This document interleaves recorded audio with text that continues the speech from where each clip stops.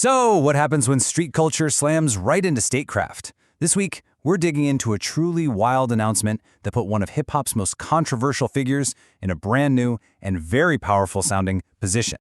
Okay, let's just get right to it. The question that pretty much broke social media was this: is the rapper Kodak Black the new Secretary of Culture? I mean, it sounds like a punchline, right?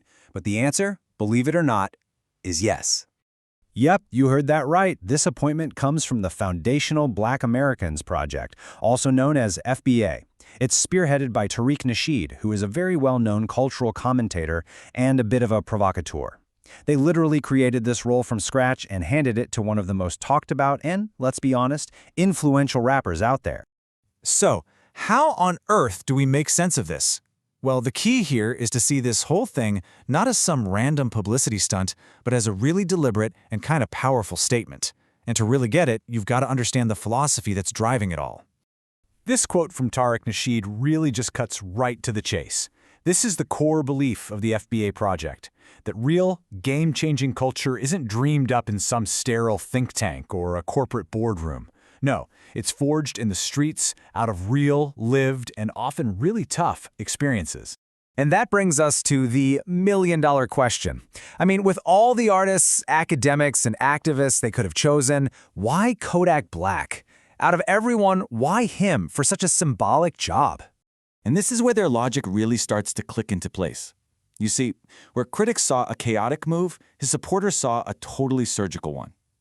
They didn't want some polished diplomat or a corporate-friendly ambassador with a perfect smile. They wanted the unfiltered, raw, and undeniably influential product of the culture itself. And this really shines a light on a huge paradox. Just think about it for a second. Kodak Black's music, his slang, his style, it's consumed everywhere, from high-fashion runways in Paris to viral TikTok dances. We're talking billions of dollars being made off this culture, but how much of that cash, or even the control, ever finds its way back to the communities that actually created it? This quote from a commentator just frames the whole thing perfectly. The argument is that Black American culture is this huge, vital national asset, but for decades it's been exported and exploited with absolutely zero protection for the people who create it. So, this appointment? It's a bold-faced attempt to build that protective structure themselves from the ground up. Okay, so we've kind of covered the why of it all. Now let's get into the what, because this isn't just some empty title. According to the FBA, the Secretary of Culture actually has a real mission, with a pretty defined set of duties. All right, let's break this down a bit. Overseeing cultural lineage, that's about fighting to make sure people get the proper credit for what they create. Protecting cultural exports is all about stopping the culture from being watered down and sold back to people in some sanitized corporate form. And that last one, that's the big one. Challenging culture labor without ownership. That's the whole idea that you can create a billion-dollar trend, but you don't own a single piece of it. So the end game here is to make it official. It's about taking things we might see as temporary, memes, new slang, viral dances, and treating them like what they are: valuable intellectual property. The goal is to make sure they belong to the creators, instead of just becoming disposable trends for big companies to cash in on. So, what's the first big proposal on the table? Something called a cultural audit. And you can basically think of it like forensic accounting, but for culture. The idea is to literally trace a piece of slang or a musical beat from a specific neighborhood, follow it all the way to a massive global marketing campaign, and map out exactly where the money and the credit just disappear along the way. Now, as you can probably guess, the reaction to all of this was instant, and it was deeply divided. I mean, this one appointment basically exposed this massive fault line in how we all think about culture, power, and who gets to represent it.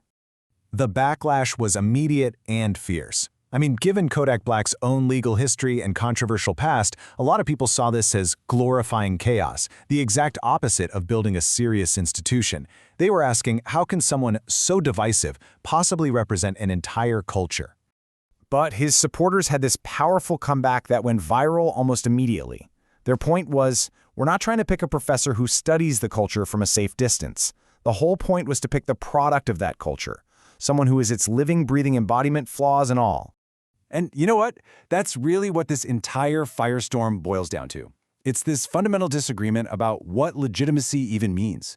Do you earn the right to speak for a culture by getting a fancy degree and a stamp of approval from the establishment? Or do you earn it by actually creating and influencing that culture from the ground up?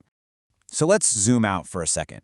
Whether or not this Secretary of Culture role ever becomes, a formal recognized thing, a lot of analysts are saying its real impact is that it completely reframes the entire conversation about who holds cultural power. And this might just be the most radical idea of all. The FBA isn't trying to clean up the culture to make it more respectable or palatable for the mainstream. The argument is the exact opposite, that the culture, in all its raw, unfiltered, and sometimes messy glory, deserves representation exactly as it is. And that, right there, is the ultimate power play of this whole move.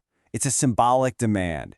It's saying that culture, in its most raw, authentic, and sometimes most controversial form, deserves not just to be watched or bought. It deserves its own seat at the table, where the actual decisions about its value and its future are being made. And so, this entire story leaves us with one final, really provocative question. It's kind of the uncomfortable heart of this whole debate, and there is no easy answer. Who should we really trust to speak for a culture? The people who study it, or the people who survive it?